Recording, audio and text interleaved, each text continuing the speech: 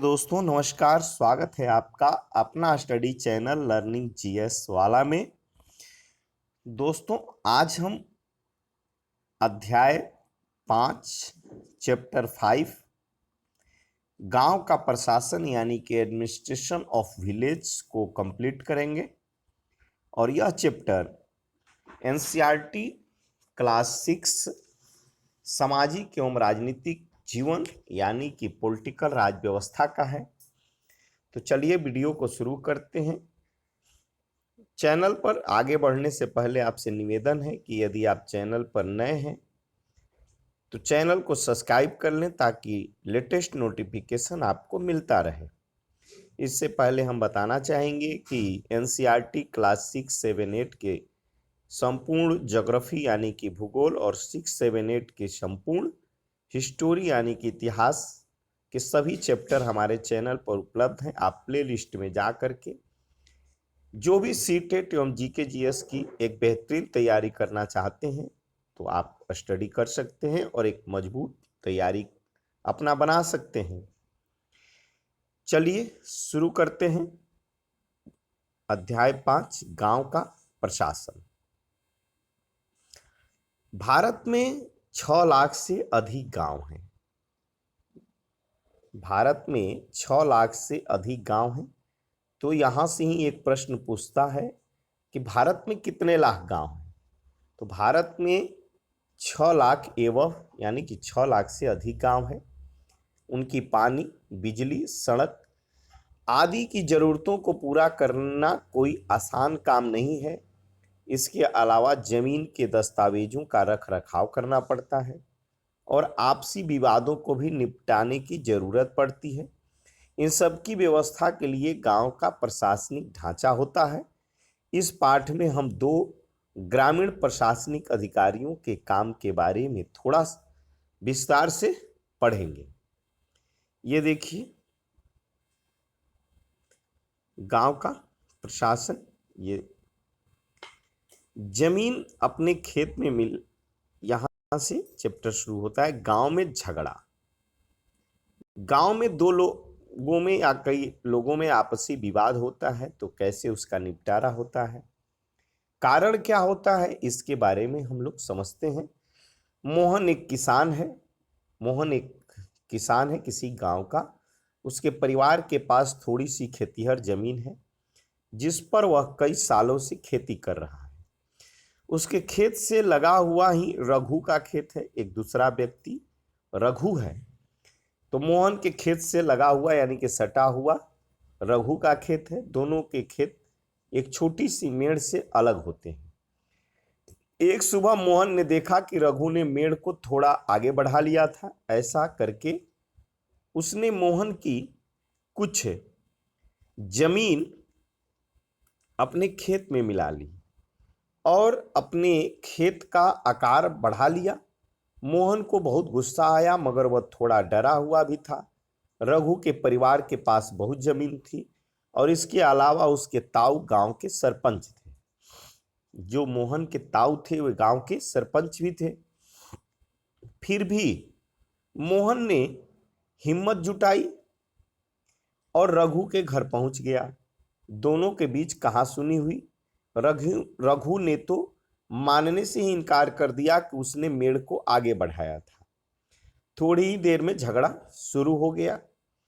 रघु ने अपने एक मजदूर को बुला लिया क्योंकि रघु के पास बहुत खेत था। उसके ताऊ सरपंच भी थे। तो रघु ने अपने एक मजदूर को बुला लिया। दोनों मिलकर मोहन पर चिल्ला रहे थे। फिर उन्होंने मोहन को मारना शुरू कर दिया। हो हल्ला सुनकर पड़ोसी बाहर आ गए। उन्होंने देखा कि मोहन की पिटाई हो रही है। बीच बचाव करके उन्होंने मोहन को बचाया। मोहन को सिर पर और हाथ में बहुत चोट आई थी। एक पड़ोसी ने उसकी मरहम पट्टी की। मोहन के एक दोस्त ने जो गांव के डाकघर में काम करता था सुझाव दिया कि उन्हें स्थानीय पुलिस थाने जाकर रपट लिखवानी चाहिए। जबकि कुछ लोग इसके खिलाफ थे। उनको लग रहा था कि बहुत सारा पैसा बर्बाद हो जाएगा और नतीजा कुछ नहीं निकलेगा। कुछ लोगों ने कहा कि रघु के परिवार वाले तो पहले ही पुलिस थाने पहुंच चुके होंगे। काफी विचार विमर्श के बाद अंततः यह तय हुआ कि जिन पड़ोसियों की आंखों के सामने यह घटना हुई थी, मोहन उनको लेकर पुलिस थाने जाएगा। अब जो है पुलिस थाना पहुंचते हैं लोग। अब पुलिस कैसे कार्य करती है इसके बारे में देखते हैं। थाने के रास्ते में एक पड़ोसी ने पूछा, क्यों न हम थोड़ा और पैसा खर्च करके शहर के बड़े थाने चलें। मोहन ने समझाया कि बात पैसे की नहीं है, हम इसी थाने में अपना मामला दर्ज करवा सकते हैं, क्योंकि हमारा गांव इसी के कार्य क्षेत्र में आता है। अब जो है कुछ कोटेशन है पुलिस के कार्य क्षेत्र के बारे में, इसको देखते हैं। हर पुलिस थाने का एक कार्य क्षेत्र होता है जो उसके नियंत्रण में रहता है। लोग उस क्षेत्र में हुई चोरी, दुर्घटना, मारपीट, झगड़े आदि की रिपोर्ट उसी थाने में लिखवा सकते हैं।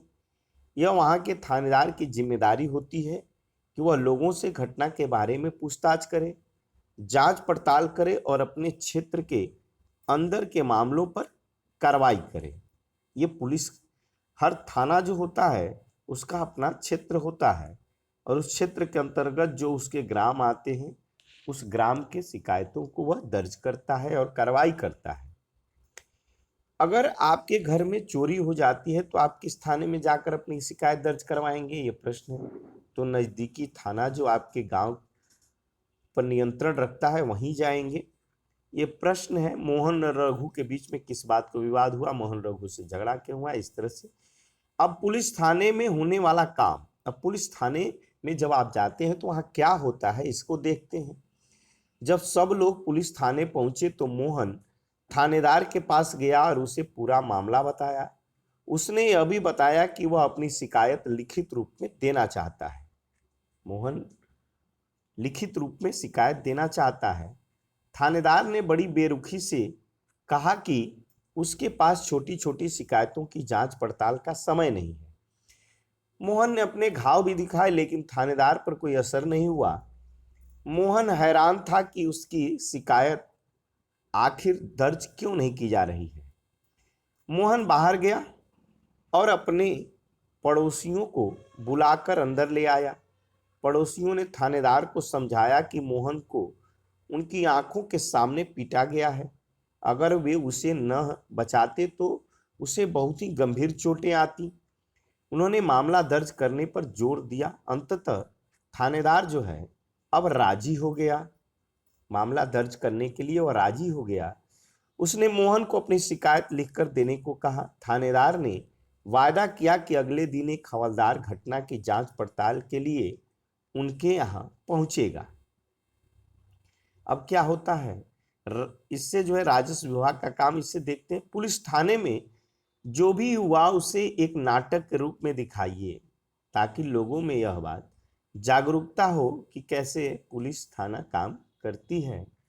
राजस्व विभाग का काम, आपने पढ़ा कि मोहन और रघु में खेत की मोड़ को लेकर जबरदस्त लड़ाई हुई। क्या ऐसा कोई तरीका नहीं था जिससे वह अपना मामला शांतिपूर्वक सुलझा लेते? क्या कोई ऐसे अभिलेख यानी रिकॉर्ड होते हैं जिनसे यह पता चल जाए कि गांव में किसके पास कौन सी जमीन है? चलिए पता करते हैं कि यह कैसे किया जाता है। जमीन को नापना और उसका रिकॉर्ड रखना पटवारी का मुख्य काम होता है। तो जमीन का रिकॉर्ड किसके पास होता है? पटवारी के पास होता है, यह ध्यान रखिएगा। अलग अलग राज्यों में इसको अलग अलग नाम से जाना जाता है। किसको? पटवारी को। कहीं पटवारी बोला जाता है, कहीं लेखपाल बोला जाता है, कहीं कर्मचारी बोला जाता है, कहीं ग्रामीण अधिकारी, तो कहीं कानूनगो कहते हैं। इसका अलग अलग राज्यों में अलग अलग नाम है। हम यहाँ जमीन का लेखा जोखा रखने वाले कर्मचारी के लिए पटवारी शब्द का इस्तेमाल कर रहे हैं। प्रत्येक पटवारी कुछ गांवों के लिए जिम्मेदार होता है। अगले पृष्ठ पर दिए गए नक्शे और उसके अनुसार बने खसरे यानी कि रजिस्टर के विवरण को देखिए। यह पटवारी द्वारा रखा गया गांव के लोगों की जमीन के रिकॉर्ड का एक हिस्सा है। आमतौर पर पटवारियों के पास खेत नापने के अलग अलग तरीके होते हैं। कई जगह पर वह एक लंबी लोहे की जंजीर का इस्तेमाल करते हैं। इसे जरीब कहते हैं। नापने वाली जो जंजीर हो है उसको क्या कहते हैं? तो उसे जो है हम जरीब कहते हैं।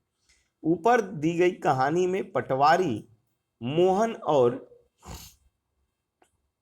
रघु के खेतों को नापकर यह देख सकता था कि वह गांव के नक्शे से मेल खाता है कि नहीं।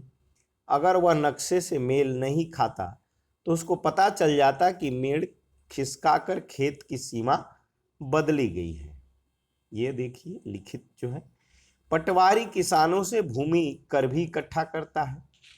तो भूमि कर हम जो है किसके यहाँ जमा करते हैं? गांव की भूमि कर तो पटवारी के पास।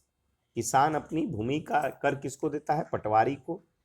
और सरकार को अपने क्षेत्र में उगने वाली फसलों के बारे में जानकारी देता है। यह काम वह अपने रिकॉर्डों के आधार पर करता है, इसलिए जरूरी है कि वह उनको समय समय पर दुरुस्त करता रहे। किसान कई बार फसल बदल लेते हैं, कुछ और उगाने लगते हैं। तो जो है ये अभिलेख रखने का काम कौन करता है? तो पटवारी करता है। ये देखिए ये सामाजिक राजनीतिक जीवन का टॉपिक चल रहा है। ये जो है खसरा कहलाने वाले इस रिकॉर्ड में पटवारी के नीचे जमीन इस प्रकार से होता है। आप मैप में देख सकते हैं खसरा 5 है। इसको जो है आप देख सकते हैं। इसमें फसल क्षेत्र, अन्य फसलें, प्रति जमीन, सुविधाएं यह बटाई पर दी गई है या नहीं, ये सब वह ब्यौरा को भरता है। नाम देखिए यहाँ पर जो है ये हेक्टेयर में क्षेत्रफल उसका क्या है? 0 इसका नाम किसके नाम से है दर्ज, ये सब जो है रहता है। ये देखिए नजरी नक्शा है इस खेत का। गांव मोहन के खेत के दक्षिण में जमीन है। रघु और मोहन की जमीन की सीमा, ये सब ये चिन्ह जो है निशान है सीमा का, ये लाइन हो। ये आप चाहें तो इसको आपके काम आ सकता है। यदि आप कहीं अपने घर पर जमीन नपवाना चाहते हैं तो नक्शे में इस चिन्ह को देखिएगा। इस चिन्ह को नक्शे में आप देखिएगा, मिलेगा आपको नक्शा उठा के। तो ये सीमा का चिन्ह होता है। ऐसा चिन्ह जहाँ होता है एक लंबी लाइन थोड़ी थोड़ी, ये देखिए उगा हुआ घास टाइप का है, तो ये चारागाह होता है। ये लंबी इस तरह से कच्ची सड़क होती है। कुआं का इस तरह से एक लाइनिंग के ऊपर गोला और बिंदु होता है, एक कुआं का निशान होता है। पक्की सड़क और कच्ची सड़क इस तरह से होता है। पक्की सड़क में जो है ये अंदर 2 लाइनिंग होती है और कच्ची सड़क में 1 लाइनिंग होती है। पेड़ होता है। इसी चिन्ह से जो है आपका अमीन या पटवारी जो भी है जमीन की, यहाँ से ही शुरुआत करता है। तो ये इसके अपने क्षेत्रफल भी होते हैं। तो जो है इस प्रकार से आप जो है इसको समझ सकते हैं।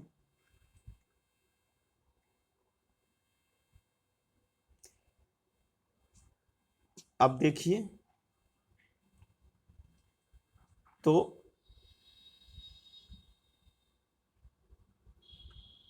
ये देखिए यहां से देखते हैं कोई कुआं खोद लेता है किसी की जमीन में। इन सब का हिसाब रखना सरकार के राजस्व विभाग का काम होता है।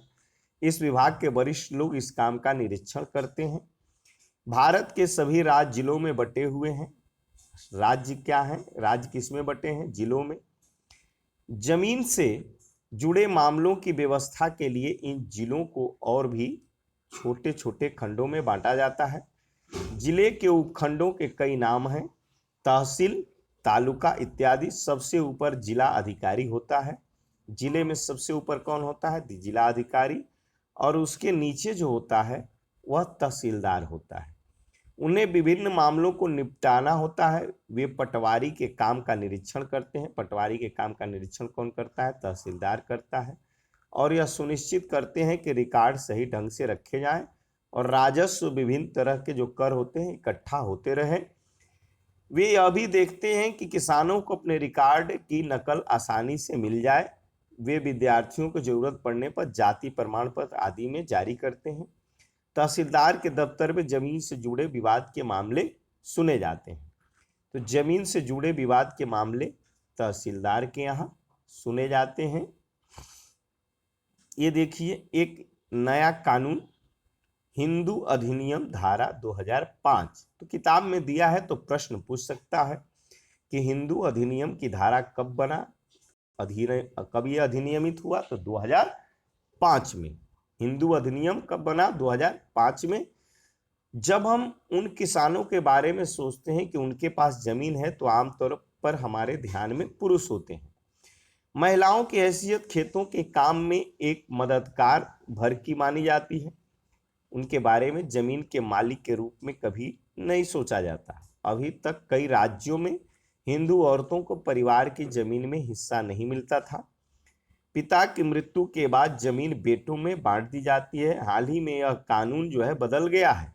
नए कानून के मुताबिक हिंदू परिवारों में बेटों, बेटियों और उनकी मां को जमीन में बराबर हिस्सा मिलता है। यह कानून सभी राज्यों और केंद्र शासित प्रदेशों में भी लागू है। इस कानून से बड़ी संख्या में औरतों को फायदा हुआ है।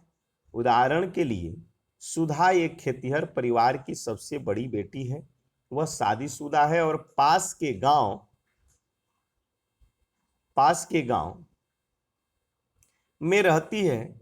अपने पिता की मृत्यु के बाद सुधा जो है अक्सर खेती के काम में मां के हाथ बटाने आती है। उसकी मां ने पटवारी से कहा कि जमीन पर अब बेटे के साथ साथ उसका और दोनों बेटियों का नाम भी रिकॉर्ड में आ जाए।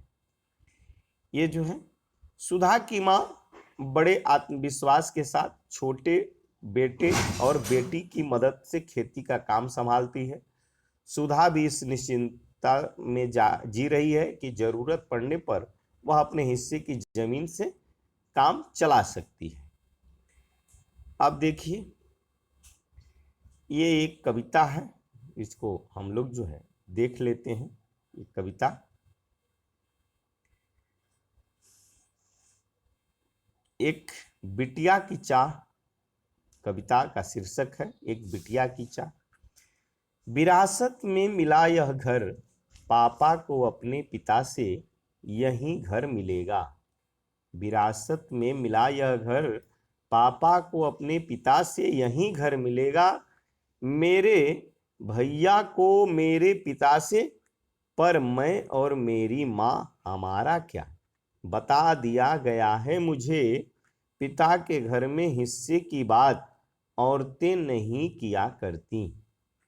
लेकिन मुझे चाहिए एक घर अपना, बिल्कुल मेरा अपना नहीं हो चाहिए। दहेज में रेशम और सोना। उसे क्या चाहिए कविता के माध्यम से, तो एक घर चाहिए, न कि उसको जो है रेशम और सोना चाहिए। ये कविता का शीर्षक और अर्थ है कि जो है एक बेटी को उसका घर चाहिए, न कि सोना और रेशम। ये देखिए, अन्य सार्वजनिक सेवाएं एक सर्वेक्षण के तौर पर है। इसको भी देख लेते हैं क्योंकि जो है यह काम आता है कभी कभी जरूरत पड़ने पर ग्रामीण व्यवस्थाओं में।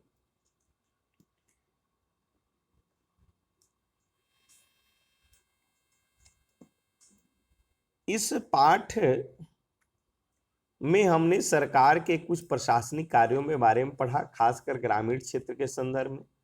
पहला उदाहरण कानून व्यवस्था बनाए रखने के बारे में था। फिर उसके बाद में दूसरा जमीन के अभिलेख की व्यवस्था के बारे में। पहले मामले में हमने पुलिस की भूमिका का परीक्षण किया और दूसरे में पटवारी की भूमिका का। इनके काम का विभाग के अन्य लोगों द्वारा निरीक्षण किया जाता है, जैसे पुलिस अधीक्षक या तहसीलदार। हमने यह भी देखा कि लोग कैसे इन सुविधाओं का इस्तेमाल करते हैं और उन्हें किस तरह की समस्याएं आती हैं। इन सेवाओं का उपयोग कानून के अनुसार होना चाहिए। आपने संभवतः सरकार के अन्य विभागों द्वारा दी जा रही सार्वजनिक सेवाओं को देखा होगा। अपने गांव या क्षेत्र के लिए जो दी जा रही हैं सार्वजनिक सेवाओं की एक सूची बनाइए। दुग्ध उत्पादक समिति, राशन की दुकान, बैंक, पुलिस थाना, बीज और खाद के लिए कृषक समिति, डाक बंगला, आंगनबाड़ी, बालवाड़ी, सरकारी स्कूल, प्राथमिक स्वास्थ्य केंद्र, अस्पताल आदि।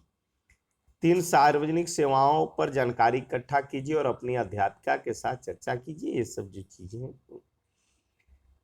तो दोस्तों अब जो है यही हमारा आज का सेशन समाप्त होता है। यह छोटी छोटी चीजें ग्रामीण क्षेत्र पर जानकारी रखना काफी महत्वपूर्ण होता है, क्योंकि इस जानकारी से आप जो है एक समस्या का समाधान कर सकते हैं। इसलिए इस वीडियो को काफी इम्पोर्टेंसी है, क्योंकि छोटी छोटी बातों में आदमी सोचता है पुलिस के पास कैसे जाएं, जमीन का निपटारा कैसे करवाएं, तो इसकी सीख मिल रही है, परीक्षा की दृष्टि से भी उपयोगी है। चलिए तो दोस्तों, thanks for watching my video.